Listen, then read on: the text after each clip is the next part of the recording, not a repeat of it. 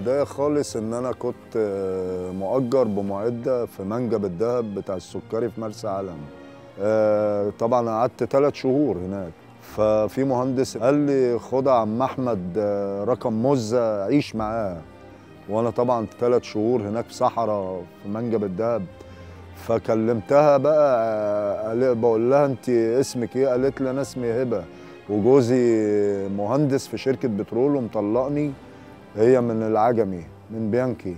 وقلت لها طب يا هبه انا ساكن في فضه، ده انت لو شفتيني تنبهري، انا شكله ضباط الشرطه فقالت لي طب اما تنزل نقابلك وكده. فضلت في فتره 3 شهور اكلمها وتكلمني، وهو اتاريه انا رايح في الكلام وهو بيسجل لي صوت وصوره وانا مش عارف، انا على غمايه.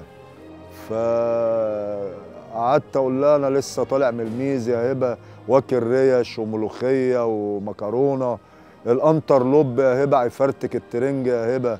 طب انت لابسه قميص نوم شكله؟ قالت لي انا مش لابسه خالص. قلت لها يا نهار اسود يا هبه وسايباني يا هبه.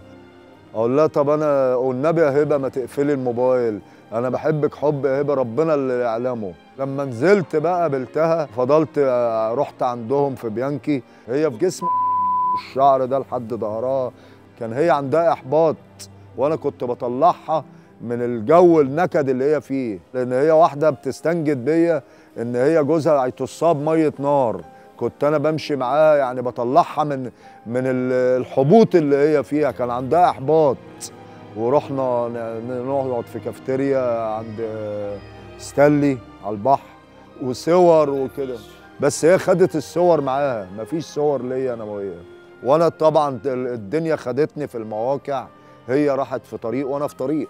ما شفتهاش تاني بعد كده، حتى من يوم ما سافرت ما كلمتنيش. قلت لها روح الله يصلح حالك وكل وقت طبعا له اذان.